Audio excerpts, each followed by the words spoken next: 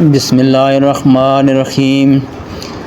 ہماری ویڈیو ہیں سیرت النبی صلی اللہ علیہ وسلم سے چل رہی ہیں، اور آج جو قصہ پڑھیں گے وہ جب مسلمان نجاشی کے دربار میں حاضر ہوئے تو کیا ہوا۔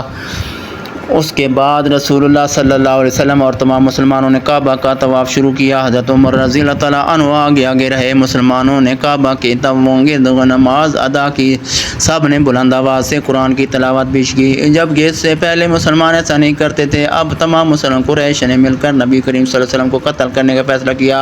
انہوں نے حضرت صلی اللہ علیہ وسلم سے خاندان والوں سے کہا، تم ہم سے دگنا خون بہا لے لو اور اس کی اجازت دے دو کہ قریش کا کوئی شخص حضرت صلی اللہ علیہ وسلم کو قتل کر دے تاکہ ہمیں سکون مل جائے اور تمہیں فائدہ پہنچ جائے۔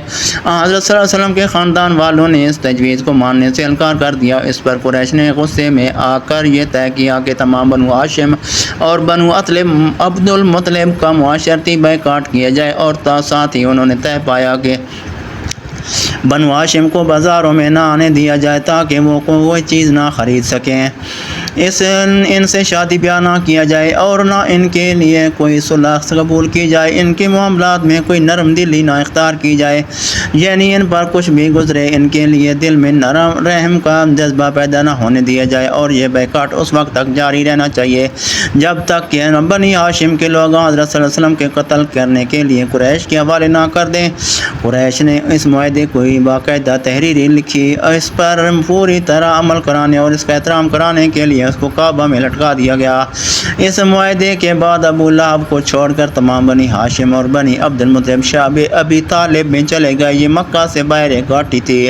ابو لہب چونکہ قریش کا پکا طرفدار تھا اور آپ صلی اللہ علیہ وسلم کا بدترین دشمن بھی تھا، اس لیے اسے گھاٹی میں جانے پر مجبور نہ کیا گیا۔ یوں بھی اس نے نبی کریم صلی اللہ علیہ وسلم کے قتل کے منصوبے میں قریش کا ساتھ دیا تھا، ان کی مخالفت نہیں کی تھی۔ نبی اکرم صلی اللہ علیہ وسلم شعب ابی طالب میں معصور ہو گئے۔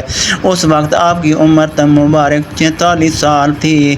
بخاری میں ہے کہ اس گھاٹی میں مسلمانوں نے بہت مشکل اور سخت وقت گزارا۔ قریش کے بائیکاٹ کی وجہ سے انہیں کھانے پینے کی کوئی چیز نہیں مل رہی تھی، سب لوگ بھوک سے بےحال رہتے تھے، یہاں تک کہ انہوں نے گھاس پھوس اور درختوں کے پتے کھا کر یہ دن گزارے۔ جب یہ مکہ میں باہر سے کوئی قافلہ آتا تو مجبوراً اور بے کس حضرات وہاں پہنچ جاتے تاکہ ان سے کھانے پینے کی چیزیں خرید لیں، لیکن ساتھ ہی ابو لہب وہاں پہنچ جاتا اور کہتا، لوگوں محمد کے ساتھ اگر تم میں سے کچھ خریدنا چاہیں تو ان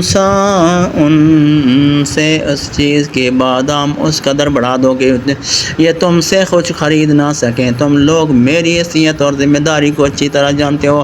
چنانچہ وہ تاجر اپنے مال کی قیمت بہت زیادہ بڑھا چڑھا کر بتاتے اور حضرات ناکام ہو کر گھاٹی میں لوٹ آتے۔ وہاں اپنے بچوں کو بھوک اور پیاس سے بلکتا تڑپتا دیکھتے تو آنکھوں میں آنسو آ جاتے۔ ادھر بچے انہیں خالی ہاتھ دیکھ کر اور زیادہ رونے لگتے۔ ابو لہب ان تاجروں سے ہم سارا مال خود خرید لیتا۔ یہاں یہ بات ذہن نشین کر لیں کہ حضرت صلی اللہ علیہ وسلم اور ان کے خاندان کے لوگوں قریش کے اس معاہدے کے بعد حالات کا رخ دیکھتے ہوئے خود اس گھاٹی میں چلے آئے تھے۔ یہ بات نہیں کہ قریش مکہ نے انہیں گرفتار کر کے وہاں قید کر دیا تھا۔ اس بائیکاٹ کے دوران بہت سے مسلمان ہجرت کر کے حبشہ چلے گئے۔ یہ حبشہ کی طرف دوسری ہجرت تھی۔ ان ہجرت میں 38 مردوں اور 12 عورتوں نے حصہ لیا۔ ان لوگوں میں حضرت جعفر بن ابو طالب رضی اللہ تعالیٰ عنہ اور ان کی بیوی اسماء بنت عمیس رضی اللہ تعالیٰ عنہا بھی تھیں۔ ان میں مقداد بن اسود، عبداللہ بن مسعود رضی اللہ تعالیٰ عنہ، عبید اللہ بن جاش اور اس کی بیوی ام حبیبہ بنت ابی سفیان رضی اللہ تعالیٰ عنہ بھی شیعہ تھے۔ یہ عبید اللہ بن جاش حبشہ جا کر اسلام سے پھر گیا تھا اور اس نے عیسائی مذہب اختیار کر لیا تھا۔ اسی حالت میں اس کی موت واقع ہوئی اور اس کی بیوی ام حبیبہ رضی اللہ تعالیٰ عنہا اسلام پر رہیں۔ ان سے بعد میں حضرت صلی اللہ علیہ وسلم نے نکاح فرمایا۔ ان مسلمانوں کو حبشہ میں بہترین پناہ مل گئی۔ اس بات سے قریش کو اور زیادہ تکلیف ہوئی۔ انہوں نے ان کے پیچھے حضرت عمرو بن عاص رضی اللہ عنہ اور عمارہ بن ولید کو بھیجا تاکہ یہ وہاں جا کر حبشہ کے بادشاہ کو مسلمانوں کے خلاف بھڑکائیں۔ حضرت عمرو بن عاص رضی اللہ عنہ بھی بعد میں مسلمان ہوئے۔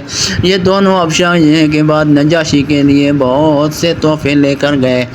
بادشاہ کو طائف پیش کیے۔ طائف میں قیمتی گھوڑے اور ریشمی جبے شامل تھے۔ بادشاہ کے علاوہ انہوں نے پادریوں اور دوسرے بڑے لوگوں کو بھی تحفے دیے تاکہ وہ ان کا ساتھ دیں۔ بادشاہوں کے سامنے دونوں نے اسے سجدہ کیا۔ بادشاہ نے انہیں اپنے دائیں بائیں بٹھا لیا۔ اب انہوں نے بادشاہ سے کہا، ہمارے خاندان کے کچھ لوگ آپ کی سرزمین پر آئے ہیں۔ یہ لوگ ہم سے اور ہمارے معبودوں سے بیزار ہو گئے ہیں۔ انہوں نے آپ کا دین بھی اختیار نہیں کیا۔ یہ ایک ایسے دین میں شامل ہو گئے ہیں جس کو نہ ہم جانتے ہیں نہ آپ۔